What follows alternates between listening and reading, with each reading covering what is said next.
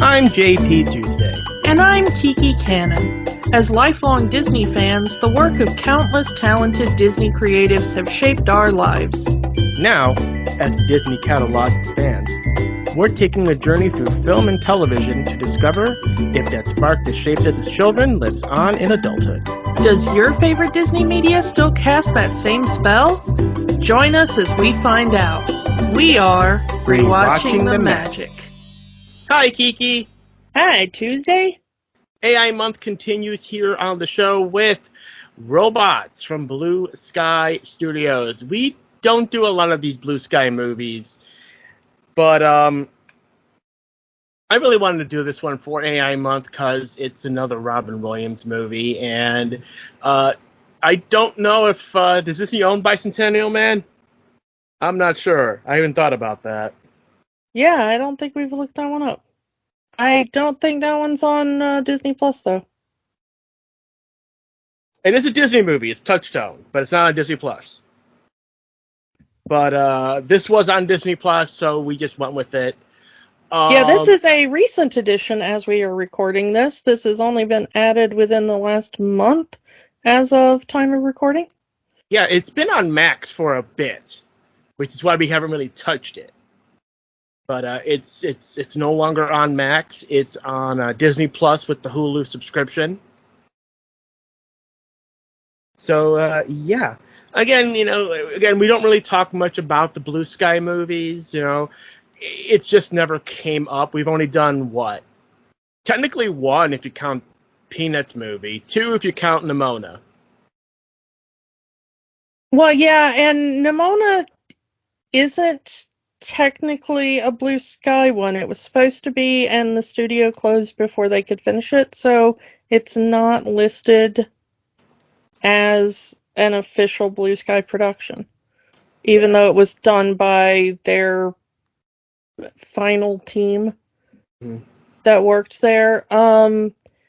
This was the second movie done by Blue Sky. If I have that right. Correct me if I'm wrong, but they premiered with Ice Age. That was their big, look at us, we're doing movies. And then this was the follow-up. Yep, this was the second Blue Sky movie after Ice Age. Ice Age came out in 2002, and it blew away all expectations, and they went and they made their next movie.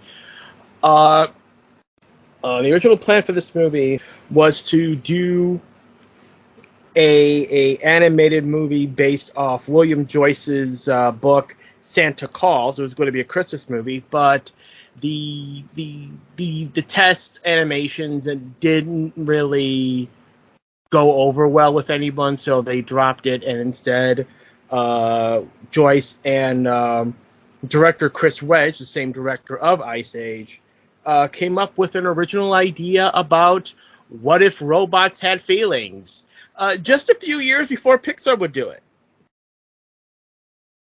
Because, yeah. WALL-E would come out in 2008, and this is 2005. Yeah,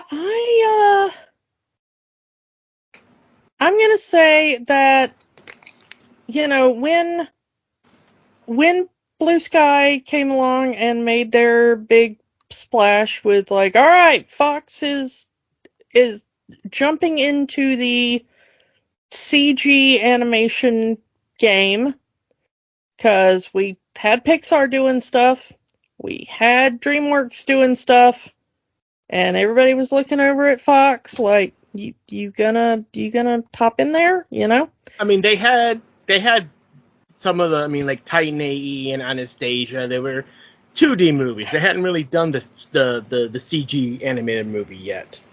Yeah, and we've talked about Anastasia and everything, but Disney and DreamWorks were really having it out with the CG, ever since Pixar was coming along. And we've talked about the history of Pixar and, And DreamWorks, and we're a few years away from Illumination making their splash. Yeah. But nobody had heard of Illumination yet and all, but everybody was expecting Fox, who had been putting out 2D animated movies, to at least dip a toe in for the 3D stuff. Mm-hmm. And there had been some rumblings and everything of like, well, maybe they'll find a little studio, kind of like Disney had paired up with Pixar. Mm-hmm. But we had not heard quite as much on the Fox end. And then all of a sudden, there was that first, I think it was a Super Bowl commercial. With Scrat and the acorn? Yeah, with the little squirrel thing and the acorn. Mm-hmm. I don't know, I've never seen an Ice Age movie. I'm assuming you're probably going to put me through that at one point now that Disney owns them. Some point. But I'm still resistant to that. You've done good to make me watch Robots, because this is the first watch for me. I do remember that after Blue Sky absolutely tore animation a new one by putting out Ice Age, because that stupid little squirrel was everywhere. It became Blue Sky's mascot. Yeah, I mean, if it never quite reached the minion status, because you couldn't walk around going banana. But that stupid little squirrel was everywhere for a while in the early 2000s. And then we saw, like, hey, remember the stupid little squirrel thing? Well, we got another movie for you. It's got Robin Williams in it, and he's playing a robot.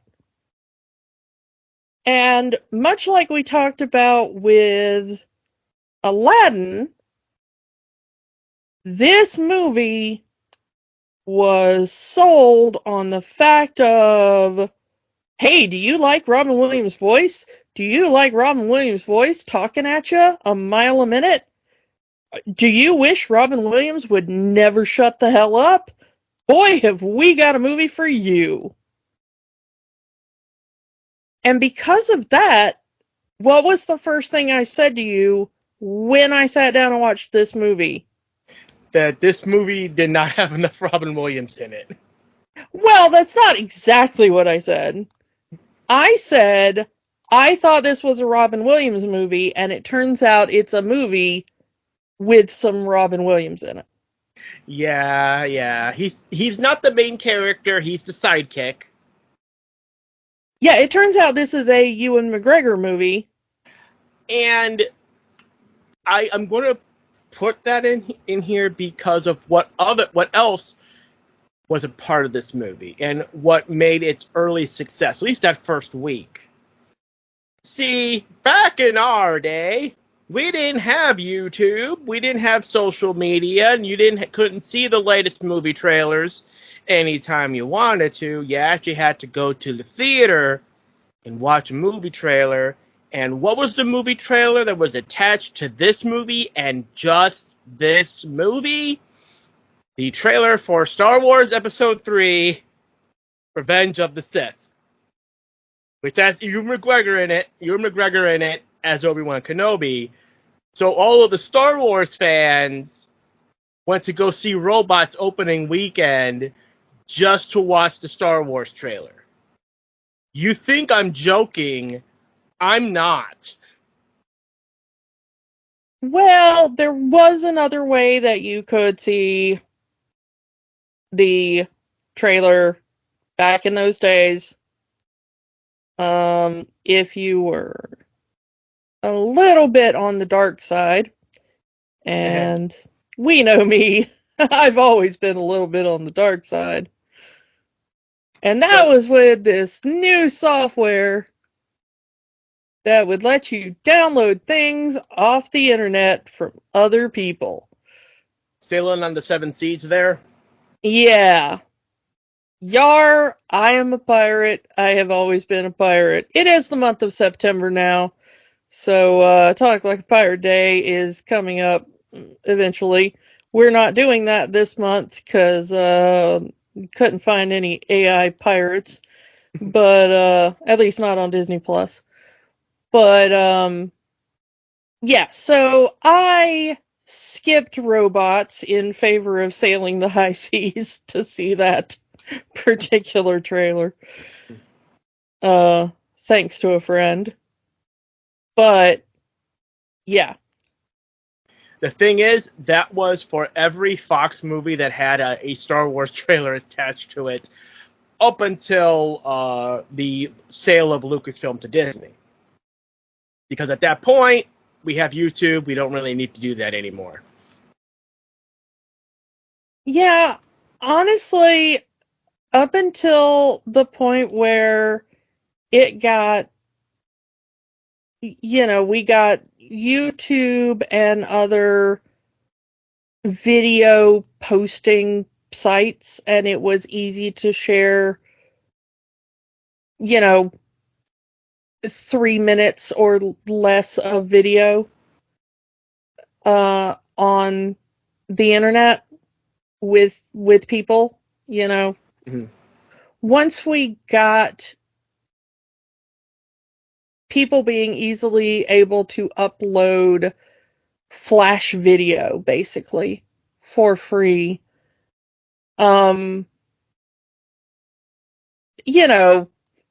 we'd just wait for one dude to sneak a video camera into a movie theater, get pretty decent quality film of the trailer, upload it onto some site, and then we would download that and then, upload it over and over and over and over and over again on every video sharing site we had access to.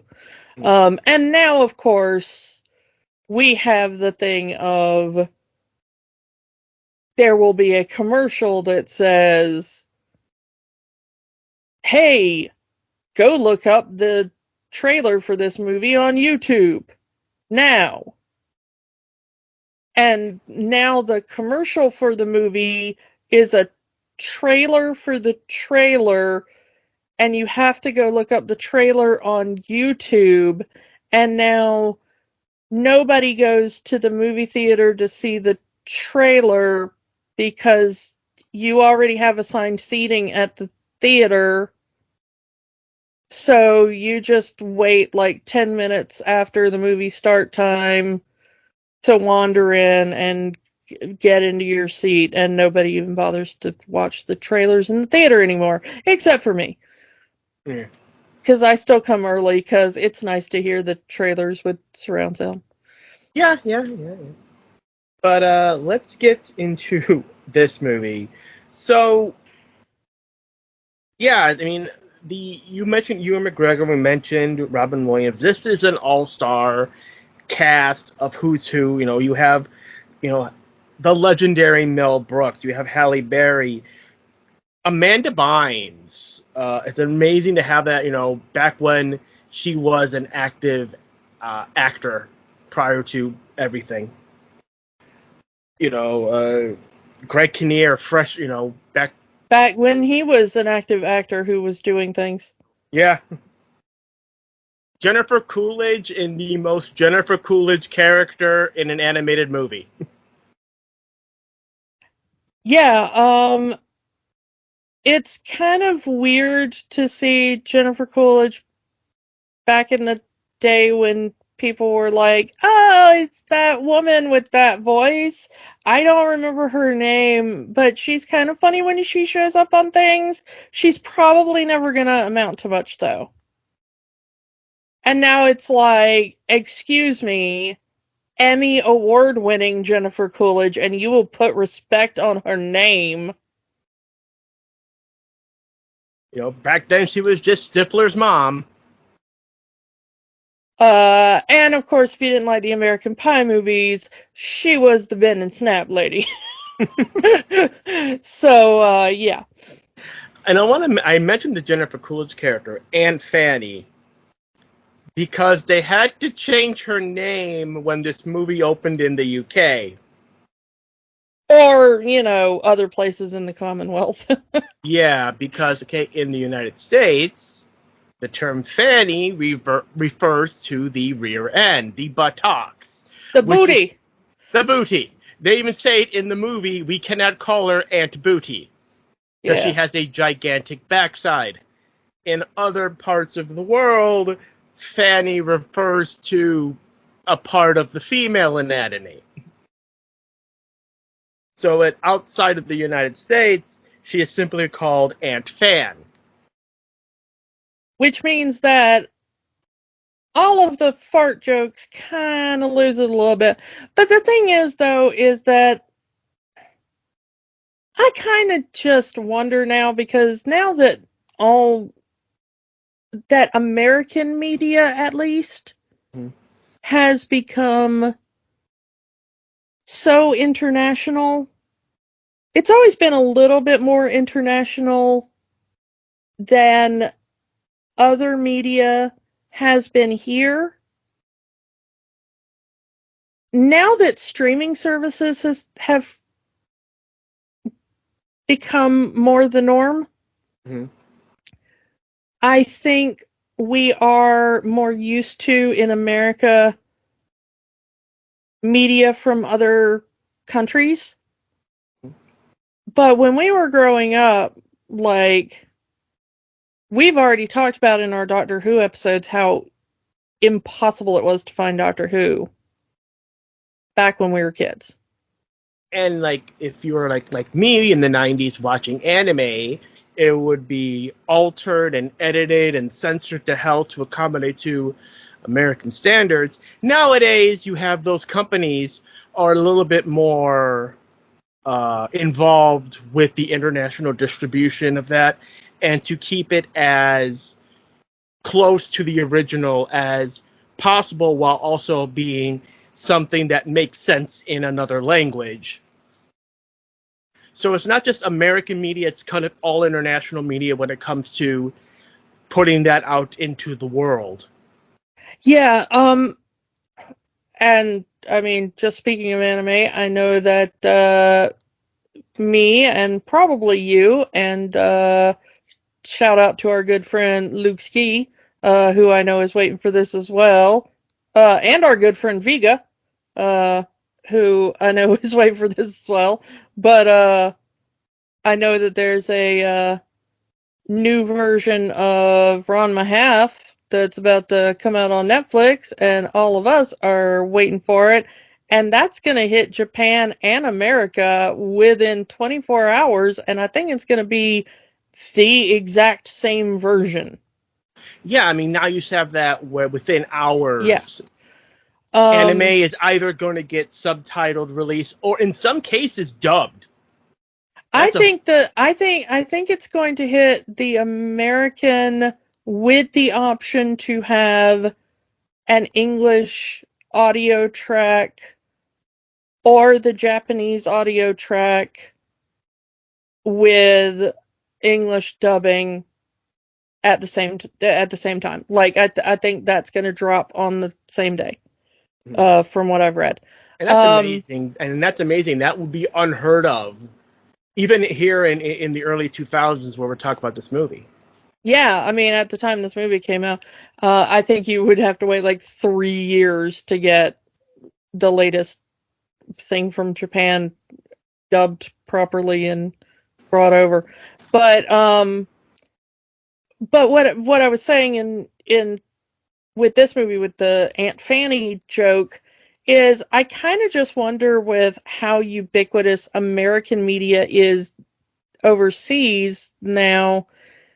Like, yes, I think they kind of understand that that's just what it means in America, and I think that they may have stopped kind of localizing it that way now anymore. I don't know. I think in the intervening 20 years, because this movie is almost 20 years old, that they might have just been like, yeah, everybody just understands that this is an American movie and that's what it means in America. But also, we never got the opposite done here, I don't think. I don't think when I watched like British movies and British TV shows, they were so obscure over here and so hard to find. I don't think they ever really localized them for America. So you would get all of the British slang terms intact? Yeah, I just saw, and we may talk about this movie one day sooner rather than later, but Disney Plus or Hulu now has Bend It Like Beckham on there. And I watched it, and I haven't watched it in a long time, and I was reading on the Wikipedia page for the movie that originally they wanted to change the title of the movie for the American release and call it Bend It Like Mia, after Mia Hamm, who was, she's an American women's soccer player. Because they thought that anybody who would know anything about soccer in America would understand that reference better than knowing who David Beckham was. Even though he was already, at that point, married to one of the biggest pop stars in the world. Posh Spice, yeah. Yeah. Which is referenced in the movie, And it was like, when I saw that movie, I didn't know anything about soccer, so all the soccer jokes went over my head. But I knew who David Beckham was because he was married to a Spice Girl. Like, that was the joke. Like, I didn't know what soccer was, but I knew who David Beckham was. He was married to Posh Spice. So I thought that was funny because I wouldn't have known who Mia Hamm was because I didn't watch soccer. So why do I care about Mia Hamm? I do kind of mildly care about the guy who is married to Posh Spice because I was a girl about the same age as the girls in the movie. But the thing is that we never got localizations of stuff coming in from other places, but I think it's hilarious that I know that it's like, well, it's a rude word, but I don't know. In other international parts of this movie, something that is kind of still done in some animated movies, where a character will get different actors in different English versions of the movie. One character, and you would get a local celebrity dubbing over a character depending on what area of the world you live in.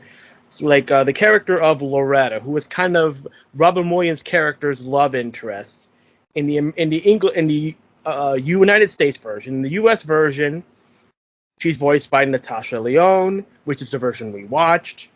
Kat Deely voices that character in the UK version, and Jackie O voices that character in the Australian version. So there is still more that we are going to have a person that is a celebrity in that country, or he's from that country, to have that international flavor in the movie. Which is kind of interesting because, I also watch stuff with Kat Deely in it. Yeah, they also changed who the father of the bad guy was Mm. in the UK and US versions. And what's so funny is that in the US version, it's just like, hey, it's one of the writers, which is kind of funny because it is one of the writers we've talked about before, because we have talked about Lowell Gans and his collaboration with Babalu Mandel. They worked on this movie as screenwriters for it. So he voices Mr. Gasket, who is the father of the villain here. Good luck with your evil plan, son. Yeah. But the funny thing is that in the UK, he is voiced by Terry Wogan, who has passed away since this movie came out.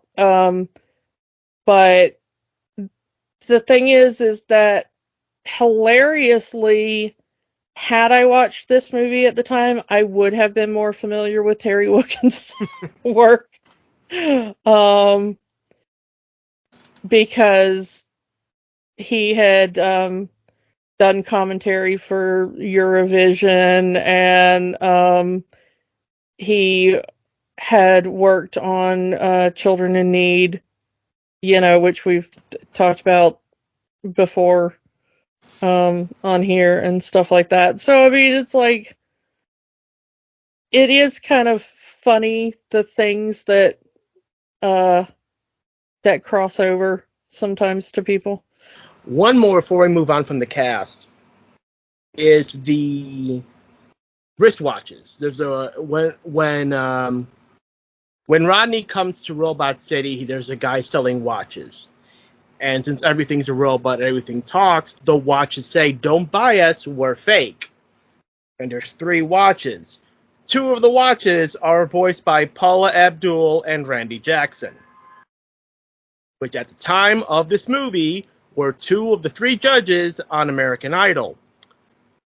So, you think Simon Cowell was offered the job of the role of the 3rd watch and turned it down? I mean, I would have to imagine so. I mean, otherwise the joke doesn't work. And even I mean, the joke didn't really work because the voices are weirdly pitched that you can't even tell who's voicing them. And also, the watches don't really look like Paula or Randy. Mm-hmm.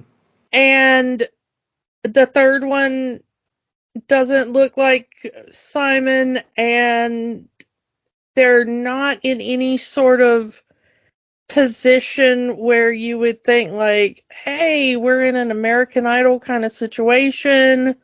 I mean, this was a Fox movie, and there are jokes at the time that they're very clearly meant to be like, this thing connects with that thing. They got James Earl Jones to do one line cameo. It's not reused. This is not a reused line of dialogue. They actually had James Earl Jones come in and record one line as Darth Vader, saying the Force is strong with this one. Yeah, and that robot that he voices is drawn to give you the sense of Darth Vader-ness. His mouth changes into the image of the mask. Yeah. And he is responding to Ewan McGregor's character running by.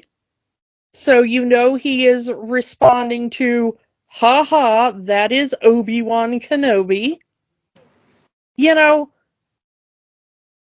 It is very unmistakably James Earl Jones.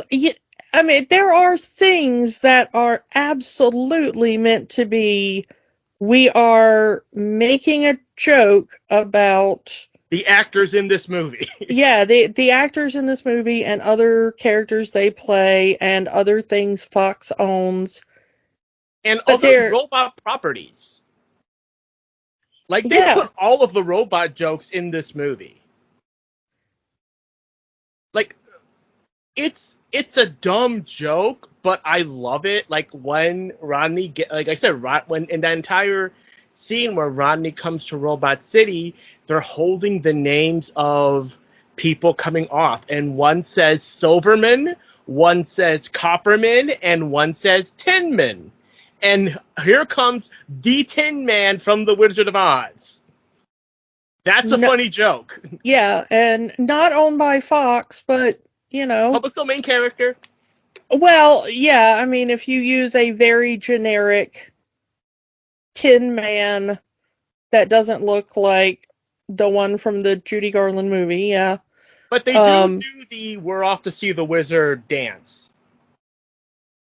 Yeah, if you don't use the exact choreography, you can get away with that. Mm-hmm. And I'm only saying this because it did become a big thing for Disney. When and we'll do, Oz the Great and Powerful or whatever the hell that dumb movie is called. That's in like November, December when Wicked comes out. We'll get to that. Yeah, well, we'll get to that sometime. But that did become a really big. I'm not sure if it ever developed into a full-fledged lawsuit, but that was some very delicate negotiation between Disney and Warner Brothers about The shade how of much of green. how much of a line you could toe in order to nod to the Judy Garland film without being sued for copyright infringement and still staying on the right side of the L. Frank Baum's characters are in the public domain. And there are very specific things. You can have silver slippers, you cannot have ruby slippers. You can have Dorothy in a farm dress. You cannot have Dorothy in a blue and white gingham dress of exactly this shade and shape and size. You can have a witch with green skin, but she cannot be this particular Pantone shade of green. You can have her have a chin, but the chin cannot be of this particular mold shape. There are some very strict rules. Wicked also came up against those rules. Mm-hmm. And they had to develop their own rules that they had to stick to, not only when you're doing the stage play, but also when they moved that to the film version. Mm-hmm. So, Disney and Fox, now owned by Disney, had to, when you're doing these little parodies and homages and stuff, if you're making fun of someone else's IP, you can do certain things, but it has to either be so clearly a joke that no one could ever mistake it as being the company signed off on this, or you have to change it in a legally distinct way, and it is hilarious and terrifying the ways that these companies' lawyers will do that. The fact that the Tin Man in this story mostly looks like a garbage can was their way of getting around it, because it has the ridges of a metal trash can. Yeah. But I just like that it was that joke. Silverman is a real name in the real world, and it has silver since everyone is a robot. So why not? There would be a Copperman and a Tinman. Yeah. You really did hit on with the fact of well, there's Paula Abdul and Randy Jackson, but they couldn't get Simon Cowell, leads me into a really good segue about kind of my issue with this movie and why I think this movie wasn't as big a hit as it was. Mm-hmm.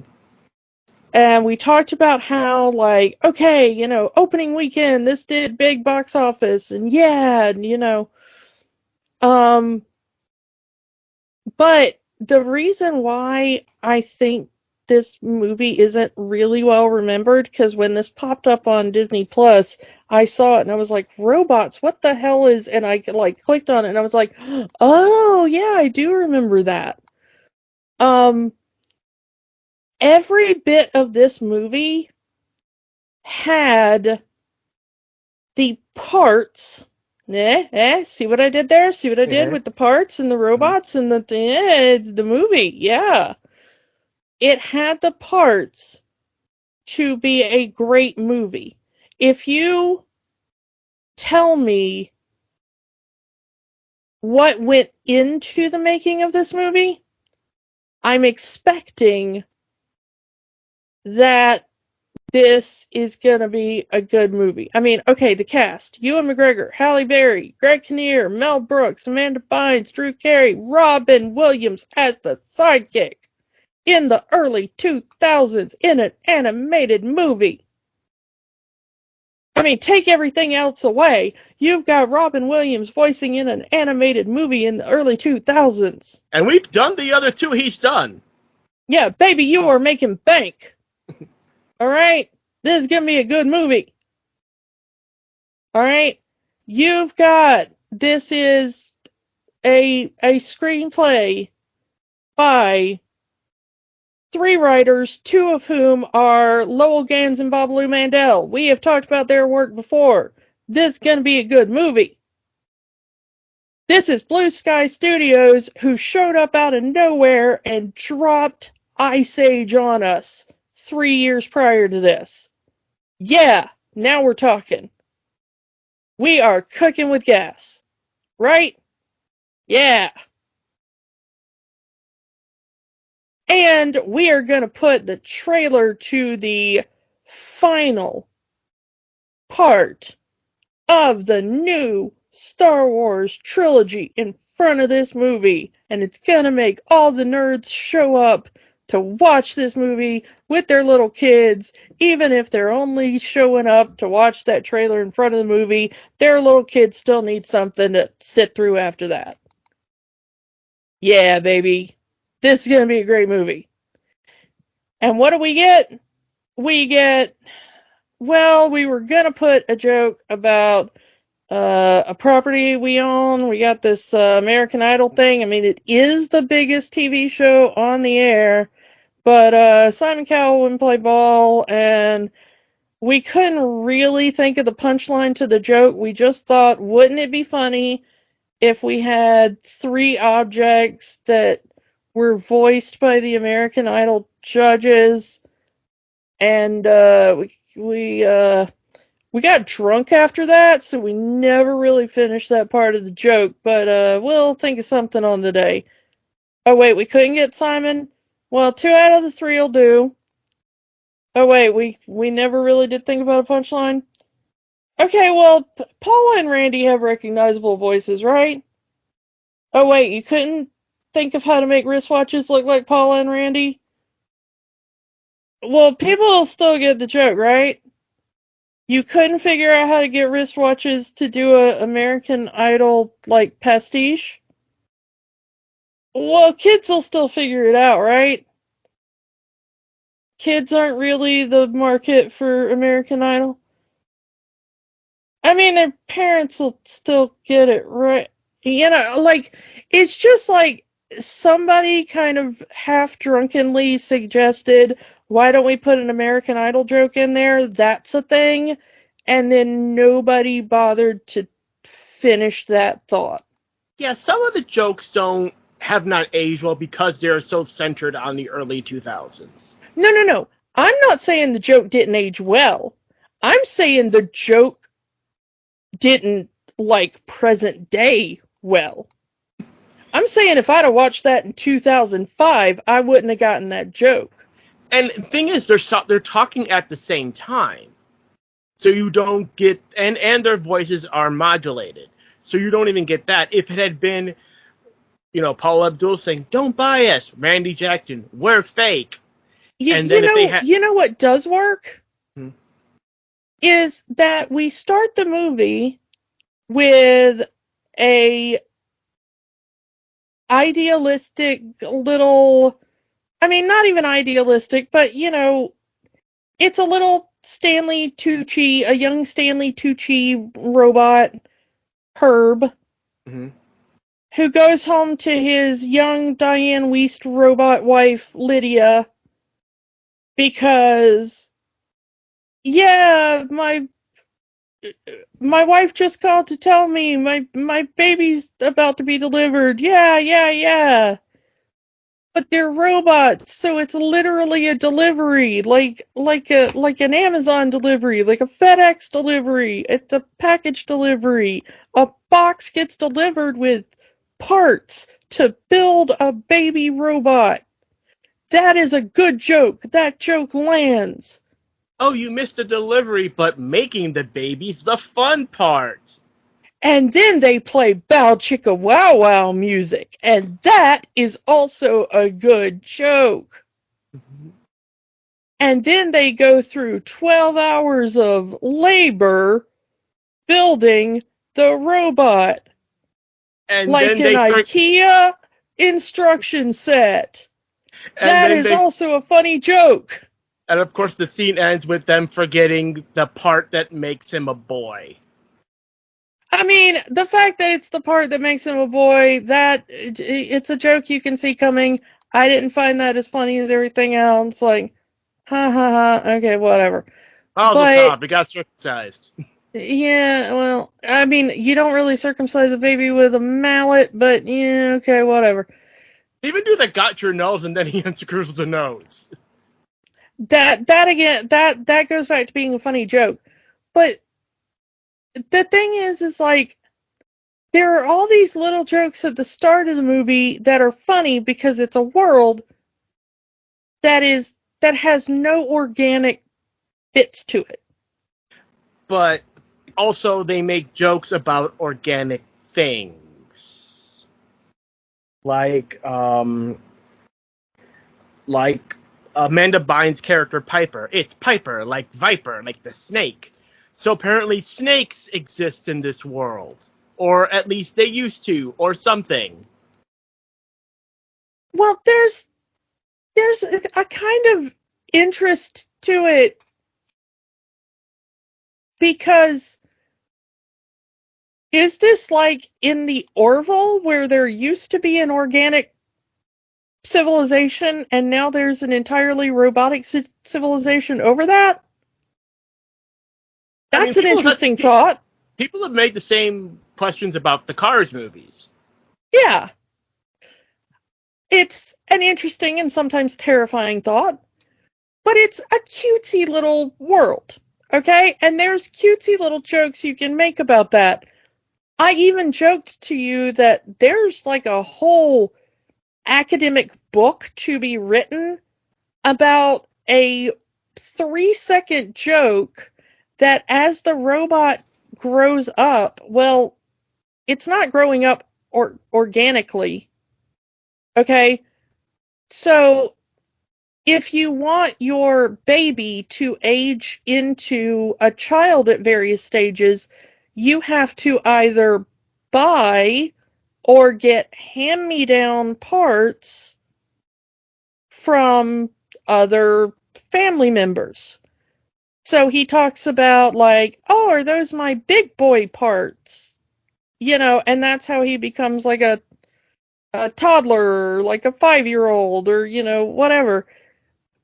And then the big joke, ha ha ha, is that when he gets to puberty, the only hand-me-down parts they could find was from his cousin, Veronica. And so there's a a bit where he's like, oh no, not cousin Veronica, who's a very buxom 12-year-old? Question mark? That's a little uncomfortable. But it is a thing of like, he's been growing up as a male-coded robot. It is interesting to see that these robots have a gender binary. But then there's a wrench thrown into the works by all of a sudden, he's the only one that really has too much of a problem giving him a chassis that is female coded. Which is a little bit interesting because his parents really see no problem with it. And apparently nobody else sees a problem with it, but he's very embarrassed. Yeah, his yearbook picture is him covering up his bust. Yeah, and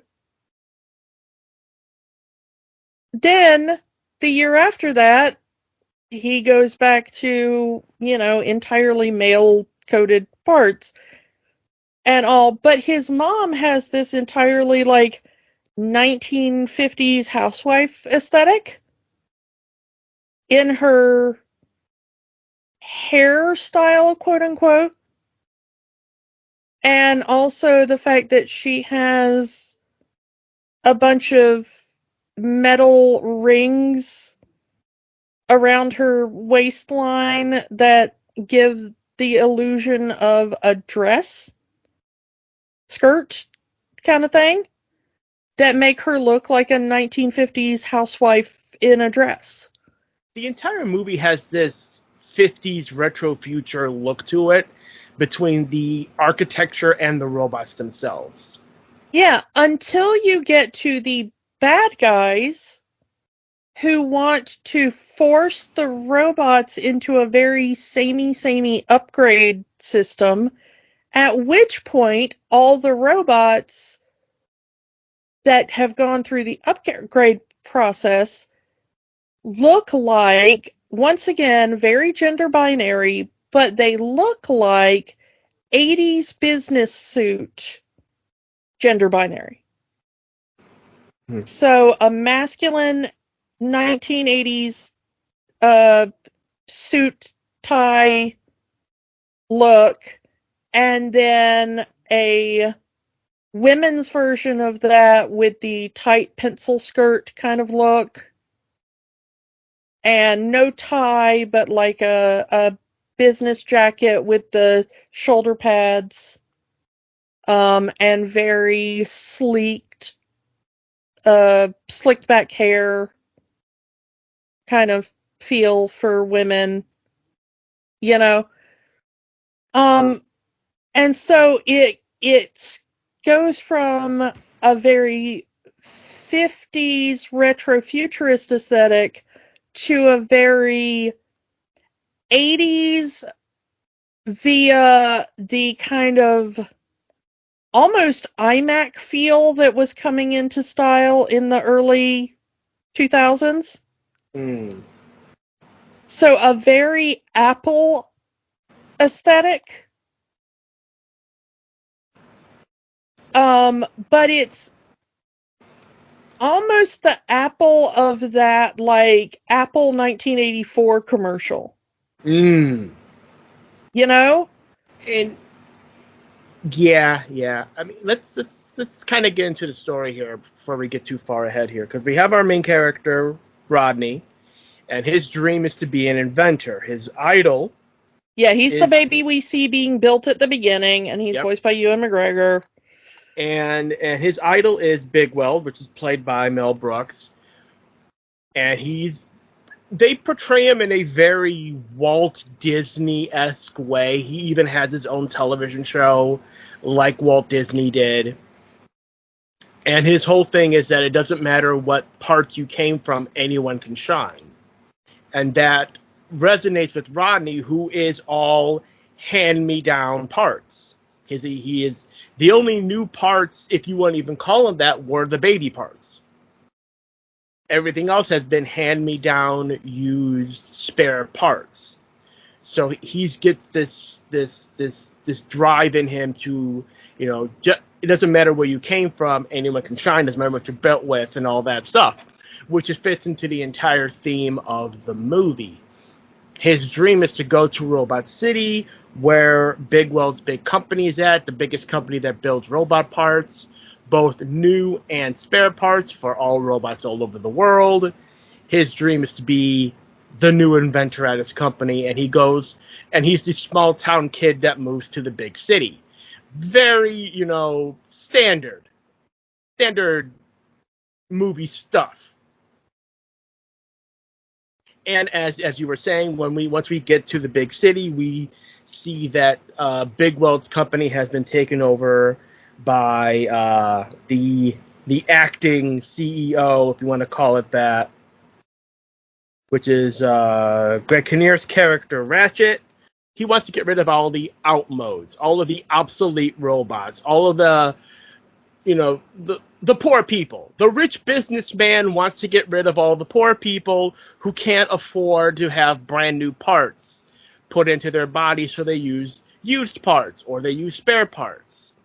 He even shuts down the spare parts division, since those are cheaper parts and most of the robots have them. It's it's honestly that theme makes this movie more relevant now than it was in 2000 when this movie came out. It even has,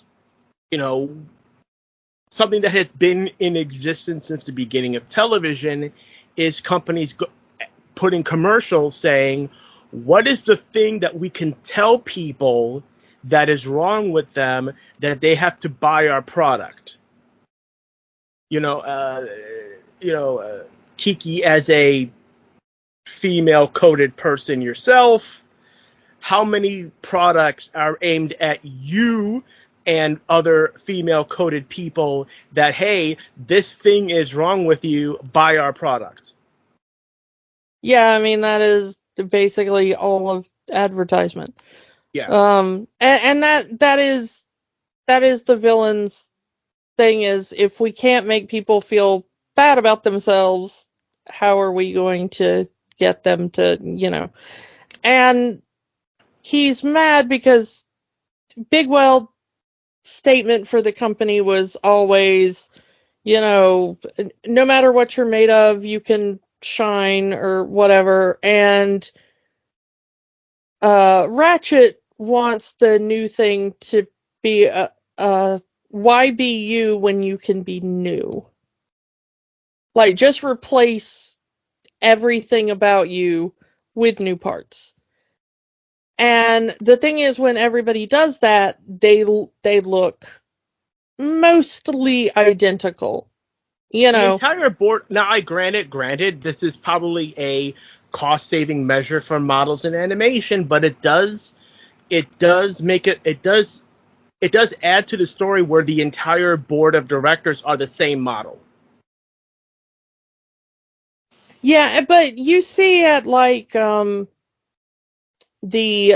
ball, the big dance party that's held later on, that all of the richest robots in town that show up, they do, for the most part, have fairly identical character models, but a lot of them will have like little accessories. They'll have a different type of hat, or, their hands will be slightly different or whatever, So you see that not everybody in town is completely replacing all of themselves yet. Or maybe they'll do things for the sake of fashion. But for the most part, they will be like, okay, well, my torso has to be this way because that's, the fashion now, or, my lower body has to be this way because that's the fashion. Whereas all of the lower class robots, for the sake of whatever, that is very colorful, and every robot has a unique design that is very different from each other, and all of the robots that have fallen under Ratchet's idea of the upgrades are gray and white, a little bit of red maybe, but mostly a kind of monochrome feel to them. The same kind of shapes used over and over again. And only 2 or 3 that are meant to be focus characters have anything to distinguish them from the crowd. And Rodney kind of makes a name for himself because he gets to the big city and he goes up to the Bigwell gates, which are, it's meant to be like a Willy Wonka kind of thing mixed with a Walt Disney kind of thing. You're showing up at Disneyland mixed with the Wonka factory. This is where all your dreams come true, and anybody can show up and just be like, look at the thing I invented, and if it's good enough, you'll be, you'll be hired. Okay? That's what the TV show that Rodney has been watching since he was a little kid has promised him. And immediately the little puppet-like robot, Tim, that sits at the gate, looks at him and is like, no! And this is supposed to be the guy that sits at the gates of the Emerald City that's like, nobody gets in, not no way, not no how. That's exactly what he's based on. Look no further. This is the most shallow version of that ever. He's kind of mean and evil, and he likes playing head games with Rodney, but that's what he's based on. The villain, his mom is just Satan. Like, they make jokes that, like, she's supposed to be female, but everybody keeps mistaking her for a male-coded robot, and she has to correct them. And, well, she is also voiced by a man, Jim Broadbent, so I think that's part of the joke. I mean, it's not much of a joke, but, haha. She runs the Chop Shop, which takes all of the obsolete robots and kills them, and then they make them into new parts. Yeah, they either take the parts that are, as the robots break down, they, that's, that old cartoony bit where the robot or the broken machine, a spring will, go doing and it'll shed bolts or screws or whatever. They have these street sweepers that will sweep up discarded parts like that and take them down to the chop shop where they are melted down and turned into ingots to be made into new parts, or they will chase down basically homeless / disabled robots. I mean, it's not really said that way, but you absolutely know that that's what's going on here. The movie is not subtle, and it is not deep. This is a very shallow, and I'm just going to say it right now, poorly written movie. So everything in here is like a 2-year-old is like, I see what your analogy is. You'd be surprised how many people don't get the analogy. We found that out if you go online. Well, yeah, but what I'm saying is that Yeah. They are not attempting to hide it. It's not There is no subtext. There is coded. just text. There is no subtext. It is all text. So they have these giant street sweepers that are just taking anybody that does not have an interior place to sleep or that is in any way too slow, too broken to escape, and they are taking them down to the chop shop to be extremely violently murdered and ripped apart and thrown into a forge to be melted and turned into ingots to be recycled into new parts. This is where Aunt Fanny comes in. She pretty much runs a safe house for robots with no homes. Yeah, I mean, she runs, some kind of bunkhouse, and Robin Williams and his crew of misfit, obsolete robots finds poor little Rodney, who's like, no, but the big city is supposed to be where all your dreams come true. And they're like, ha ha ha ha, no, the big city is a place of filth and poverty, and nobody's dreams come true. You found yourself at the intersection of Pico and Sepulveda. Welcome. Let's go get something to eat. But it turns out Rodney is a really good inventor, and also he's very good at just taking random parts that are laying nearby and fixing whatever is wrong with a broken robot. Eat your heart out, MacGyver. Yeah. So he becomes basically the neighborhood doctor. And he does it for free, it seems. People just bring him whatever spare parts they found, and everybody gathers round, and he's like, okay, that bolt and this spring, and that guy over there, okay, you're fixed. Go off and be safe. And, and people just show up with donations and broken robots, and he does what he can. But the problem's too big. There's a couple of good jokes in here, like, after he gets kicked out of the corporation, Rodney is magnetized so that a lot of metal bits get touched on his face, and he looks like that magnet. A Wooly Willy. Yeah, yes. He looks like a Wooly Willy. I was trying to remember the name of it. And there's a joke when he's fixing robots. One has a light up red nose, like the game Operation. Yeah. I mean, there are occasionally a good visual gag. Robin Williams is always funny, and they let him do his Robin Williams thing. You will find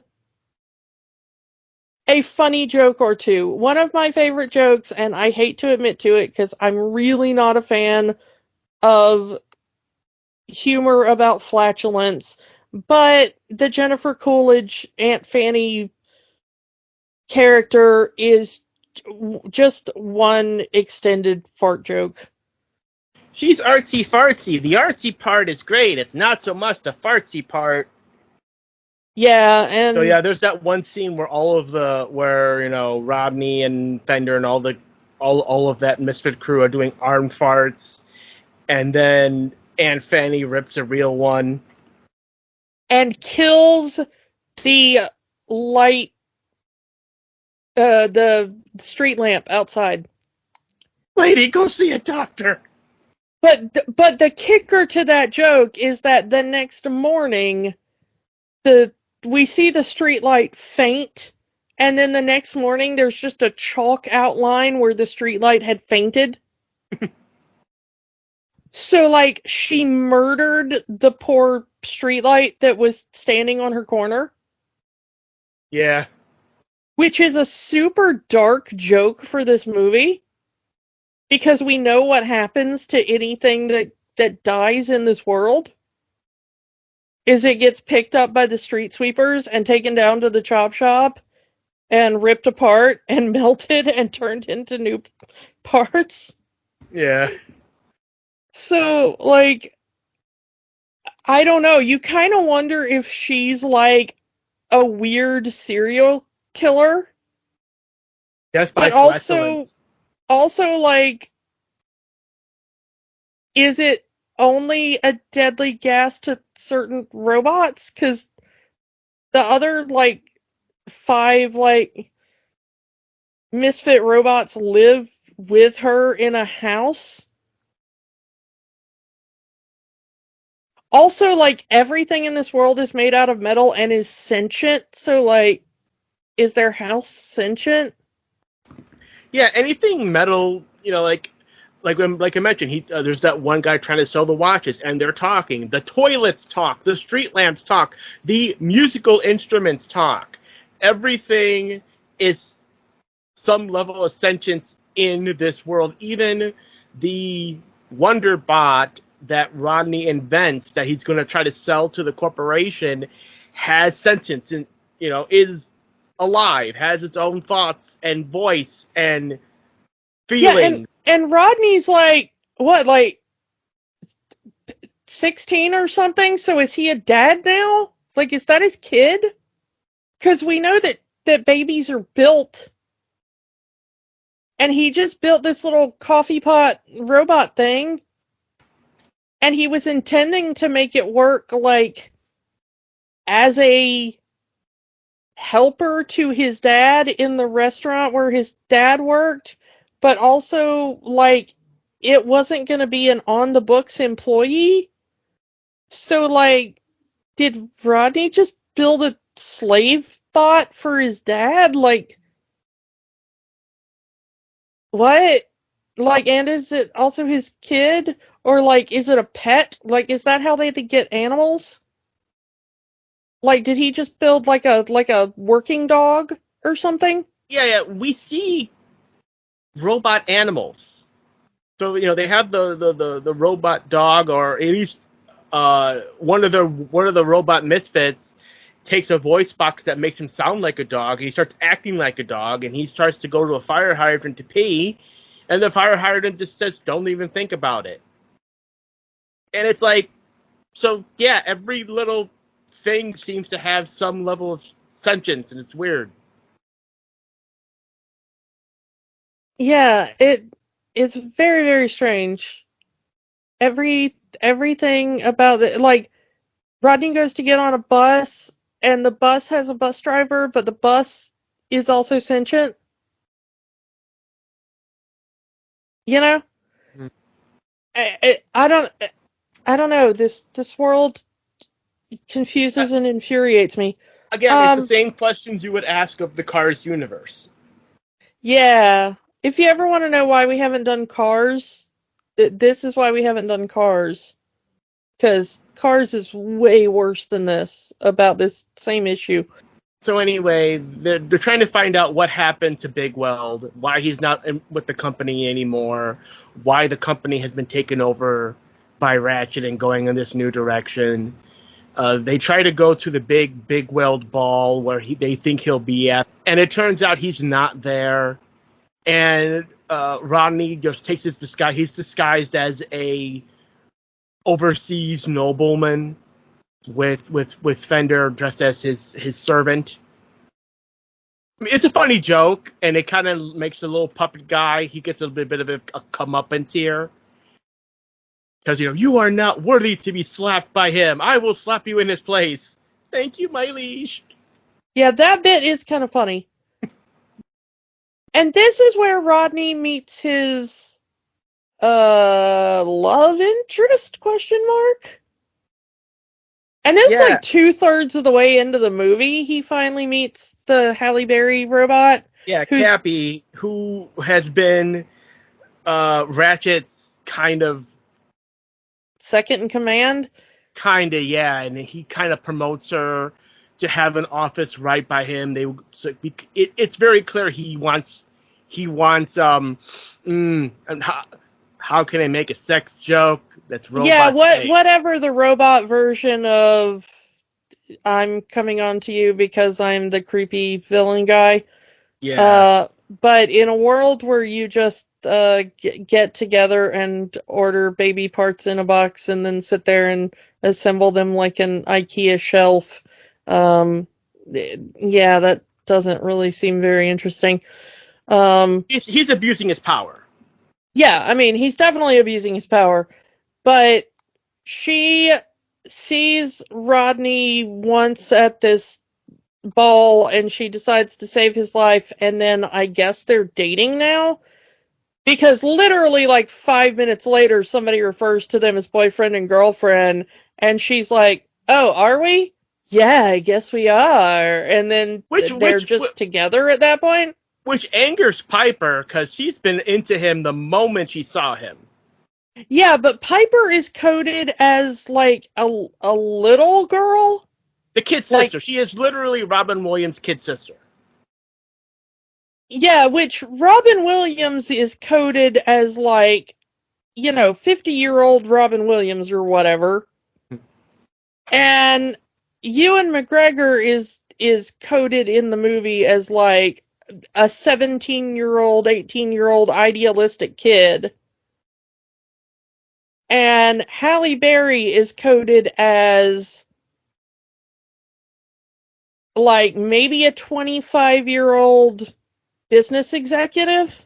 If I had a nickel for every time Halle Berry played a corporate sidekick, I'd have 2 nickels. Because Yeah, I I'm mean, counting the Flintstones. well, I'm sure she's done more than that, but like the way they make her character, she's like 25, 30 maybe. And then the Amanda Bynes character is very much like, hi, I'm 8 to 12 years old. Look at the pigtails in my hair. I have a crush on the new guy, but it's very obvious that, like, he's the older boy that I'm not supposed to be the love interest for. But at the same time, like, the Ewan McGregor character is not supposed to be old enough, maybe, for the Halle Berry character. Because you get the feeling like he's just graduated from high school. And she's a high level executive in the biggest robotics company in the world. So she's been around. And she is one of the, like,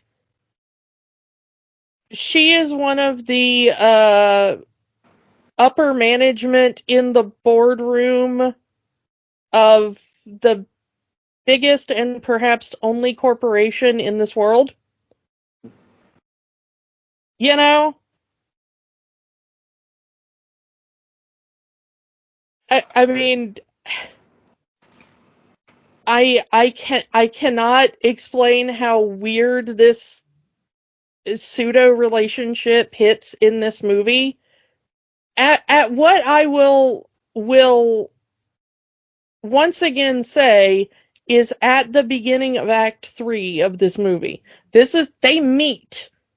I mean, well, they have one, like, they meet in passing as he breaks into the boardroom and immediately gets thrown out. But that is not really their meet cute, I would say. Yeah, But their meet cute is really at this ball. yeah, which is the beginning of Act 3, basically. As she saves his life from being killed at the hands of End of Act 2 at best. the villain, yeah. But this is basically like if a dude graduated high school and then suddenly got a date with, like, a woman who is I don't know, who's that woman that works at, like, Facebook, like Cheryl somebody? Yeah. That. Like, if he was like, I think I just invented a new program for Facebook. I'll go talk to that Cheryl woman that's like the CFO of Facebook or whatever. Like, that's how this relationship feels at the end of this movie. And then she just looks at him and goes, wow, kid, you're a really inventive guy. Oh, and that guy just called us boyfriend and girlfriend, so I guess we are now. That's the thing. Yeah. They go and see the boss, the owner of the company who have been exiled Yeah, from the Mark company. Zuckerberg just called us boyfriend and girlfriend, so I guess we're now dating. Like, like, that is the logic of this movie.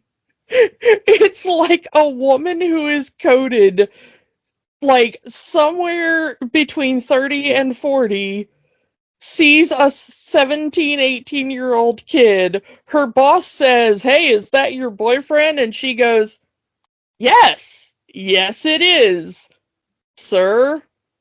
And everybody's okay with that. That is our happy ending for this movie, and it feels weird, and I do not like it. Because they have no chemistry, no history together, and what the hell are we even doing here, guys? But yeah, so they go together, this Halle Berry, Ewan McGregor robot couple that should not be. They go together to find the big well, the great inventor that nobody has seen. We're looking for Walt Disney, Like I said, Walt Disney, Willy Wonka, Wizard of yeah, Oz. Walt Wonka here that's been in hiding, or maybe a prisoner or something. And up until this point in the movie, I'm thinking, well, it's not good, in my opinion. However, I'm waiting to see what the big reveal is. And And they, there is a big reveal because we find out that, okay, as I've mentioned, there's a love interest for Robin Williams' character. They have a little date after the ball. They share a moment. He is doing a Singing in the Rain parody. Who is this movie for? And because he's distracted doing his own parody of Singing in the Rain, he gets caught up by the sweepers, which puts him in the chop shop where he can hear the ultimate part of the evil plan of Ratchet is he's going to kill Big Weld. that's not a big reveal because we already knew that. Yeah, but he doesn't want to kill him, and now that Rodney's known, now that he's a threat, now that they're going after Big Weld, he kind of doesn't have a choice. He now has to kill Big Weld. No, to me, I think you and I have different ideas on what the big reveal of this movie was supposed to be. Well, go ahead. Because to me, the big reveal of this movie was, where the hell has Mel Brooks' Big Weld character been all this time? He's just Like, been at how home. did Greg Kinnear end up in charge? Because everybody in the world thinks that, magical Walty Wonka has been up in the tower making decisions for the company, and everything is right as rain, and only the board knows that it's Greg Kinnear. And so now everybody wants to know, where's Walty Wonka?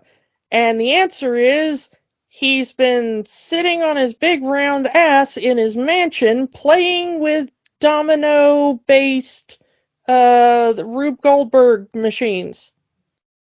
And why has he been doing that? Well, Greg Kinnear got greedy, and I wasn't greedy. So I just wandered off and let him be greedy and ruin my company while I played with domino-based Rube Goldberg machines. Ta-da! Dear listener, I beg you, make that make sense. There could have been a better way to do that. Like, okay, I recently watched the '60s Batman movie because it's as of this recording, it's free on YouTube. In that movie, there is a sailor that the bad guys are they're taking over his business, and they convince him that he's on a ship, and that's why he hasn't been around, because he thinks he's on a ship at port, and they're going to be sailing soon, because he's a dumbass. You could have done something like that here. He could have been in, oh, I'm on vacation, I'm on a cruise that never ends, or you could have done a very sad ending where his processor's going down and he's no longer has his faculties, and that's how Greg Kinnear was able to get in there and take over the company or something. It was I whacked him in the processor, and now he's stuck in a time loop of like reliving the same moment in time over and over in his little brain. You know? Something like that. But no, it's just he actually knows what's going on outside of that door. Yeah, the that whole thing is, evil guy wants to make money. I wanted to make the world better. And so I decided to go home and play with my dominoes. And let the evil guy do evil. That was the whole point, is that, well, the reason, Big World must not know what's going on. We're going to go over there and we're going to tell him. No, he already knows, and he's okay with what's going on. He's okay with his company being his company and his reputation being ruined because progress. Because the real enemy of the movie is capitalism? Keep in mind that apparently the solution to this entire problem was for Walty Wonka to go like, you're more interested in money, and I'm more interested in helping people, or robots, or whatever this world runs on. Why don't you get the hell out of my company? Because I'm bigger than you, and I have all of the security guards, and people like me more, and you're one guy with a marionette for a mom. Bye.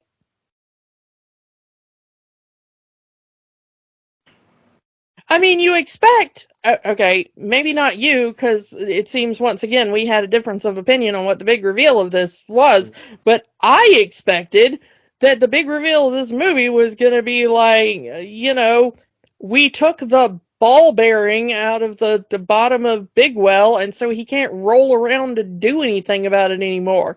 We've tied him to the wall. We've bashed his head in. We've taken out his processor unit.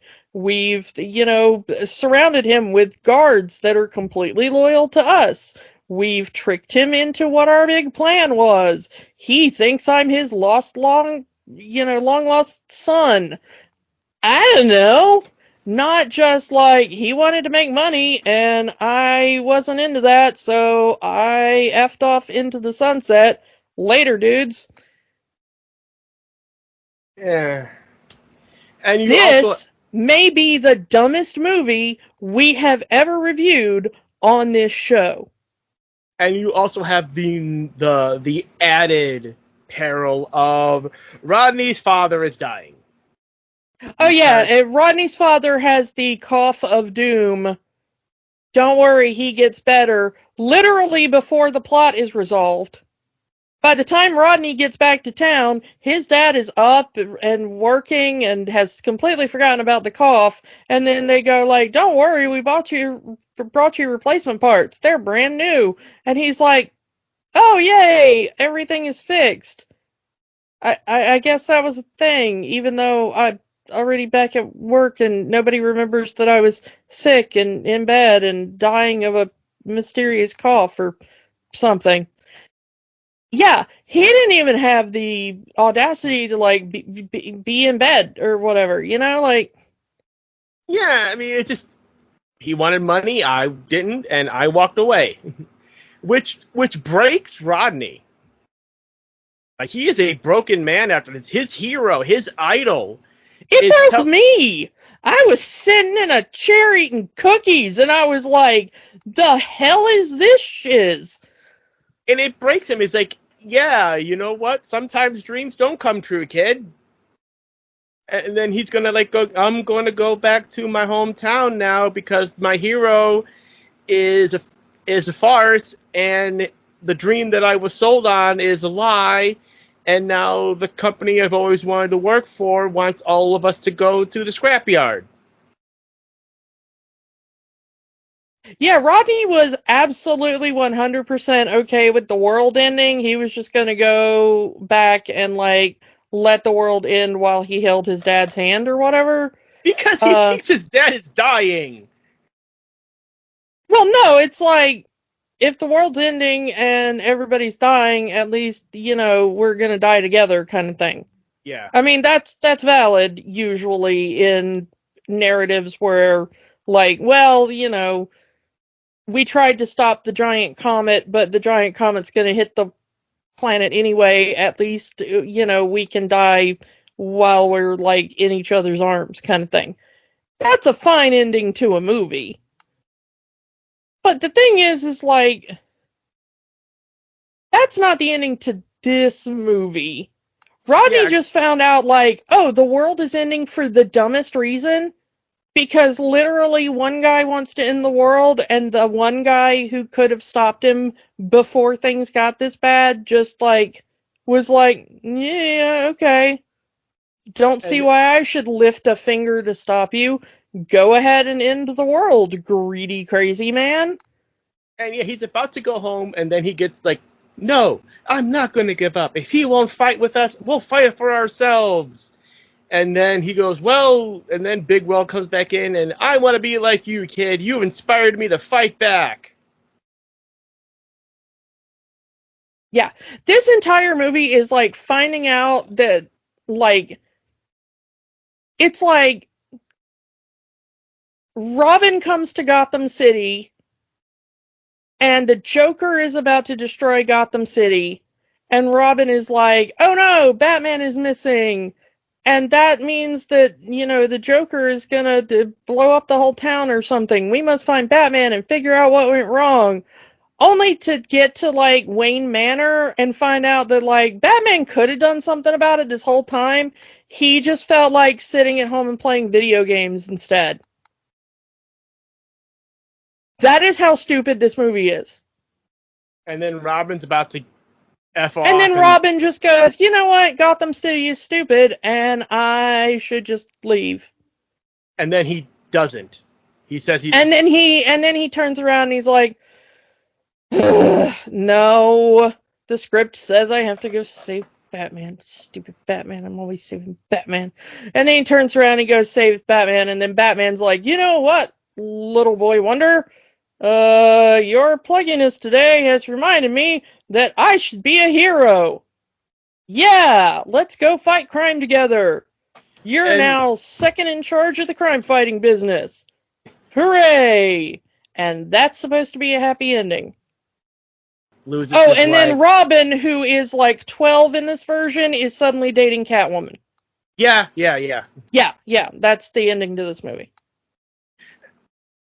I mean, there is, like, a whole third act fight scene where they, like, go down to the chop shop and fight the robot devil mama who's, like, but by then you don't care. That reveal is so stupid and mind-numbing that after I saw that, and I was like, wait, Mel Brooks' robot could have stopped this by just, like, kicking Greg Kinnear in the nads at any point in this story.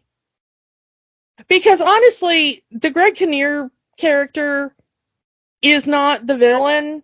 He's just, like, this is basically, if you've seen Futurama, it's Mom of Mom's Friendly Robot Company, and her, like, if all of her 3 dumbass sons were just shoved into a mold that looks like Greg Kinnear.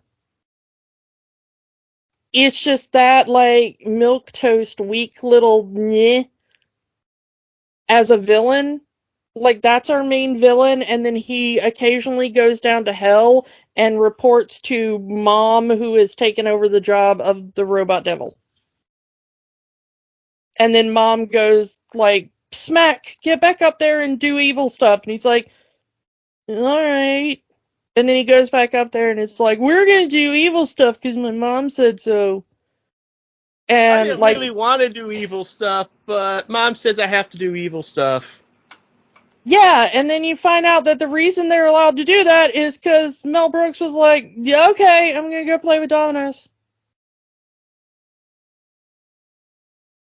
God, I hate this movie.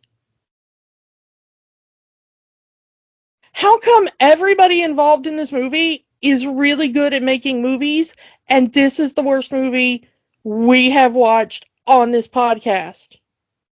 And that this was the follow-up to, like you said, this was the big follow-up to the breakout hit Ice Age. This was the next movie. This was the Tuesday, follow-up. we have watched more than one Roland Emmerich movie on this podcast. How is this the worst movie we have watched on this podcast? That's the thing, is that I don't really think it is. No, I guarantee you this is the worst thing we have watched on this pod. As far as things that have pained me to my core, at least the Roland Emmerich movies made some sort of sense. I mean, they only made sense if you dropped acid and dangled yourself over an active volcano, but in that situation, they would have made sense. And of course, because this is an early 2000s CG animated movie not made by Disney, we need the musical number to end the movie. Because it's what it did in Shrek, after all. Oh yeah, we forgot to tell you that, like, in the, like, you should follow your dreams because dreams are all that matter and everybody is made of dreams and stardust. Yeah, his dad, Stanley Tucci, didn't want to be a dishwasher in a greasy spoon diner. He really wanted to play the flugelhorn. So at the end, Mel Brooks' robot shows up with a flugelhorn and is like, you don't ever have to work in a diner again as a dishwasher. You can now play the flugelhorn. Here you go. And then we get James Brown. Yeah, and then the thing that's been barking like a dog for most of the movie because he can't find the right voice box. They finally give him the correct voice box, and it turns out that the correct voice box makes him sing like James Brown. So he sings, get up off of that thing. And all the robots dance. And Piper finally, at the end of the movie, kind of gets a love interest with the dancing robot from the bus station who does the robot. And then every robot does the robot because they're all robots. Like I said, it's the Shrek final thing where we have a pop song playing. I mean, DreamWorks, Illumination, yes, Blue Sky Studios all do that ending where we need the big song and dance number to end the movie. So everyone's dancing, everyone's happy. Hooray, we defeated capitalism. Except you didn't. There's still capitalism. It's just we're not literally salvaging organs from the robots to make other robots, except we kind of are because that's what they were doing at the beginning of the movie when everything was good and 80s guy wasn't in charge. This movie would have been better if he'd had bonitis. This movie is a bunch of half-remembered Futurama jokes where people forgot the punchline. And every robot joke known to man. Because there is one scene where Big Weld gets his head hit. And he does the Hal Daisy give line. his voice, they slow down Mel Brooks' voice. He goes, Daisy, Daisy. And it's like, I don't know if that joke needed to be in there, but you're putting every other robot joke in this movie. Why not? Hello? I need someone to pay for this movie. I think this might be the last Blue Sky movie we do on this podcast because of this. I remember this movie being better. I saw this movie in the theaters. And no, I didn't see this movie because of the Star Wars trailer. I actually was very interested in the concept of this movie. Again, WALL-E hadn't come out yet. So the idea of a world made of robots was interesting to me in the early 2000s. Well, there is nothing in this movie. There is nothing in the trailers for this movie or the concept of this movie or even, okay, there is a moment where, like, the little Ewan McGregor robot goes like, oh wow, I'm in my mentor's, workshop and everything. Oh look, a domino, just like on the TV show. I wonder what happens if I push this domino over. And then he pushes the domino over, and it pushes more dominoes over, and then it pushes a widget, and the widget pushes a thingy, and the thingy pushes and then Ewan McGregor goes, this is a bigger one than's on the, like, up until that moment, there's nothing in this movie that suggests it's about to hit you with a mallet over your head and send you into a dimension of sight and sound from which you shall never return. It's just a dumb movie. And then it's like, nobody involved with the making of this movie absolutely gave a crap if this movie made any sense. Why should you? Why should the world make any sense? Why should gravity work? Up is green. Down is puce. So, Keek, I guess I don't need to ask the question, but I'm going to ask it anyway. Does robots have the magic? Oxygen is made of glitter. Okay then. Thing is, I actually like the movie. I'm going to say it has magic. Alita, Battle Angel. Well, I've been wanting to talk about this movie for a while, and we're finally going to get a chance to talk about that. And so come back next week for Alita, Battle Angel, and we will talk to you all next week. Bye. Kiki error. Kiki not found. Please insert movie to continue. Kiki.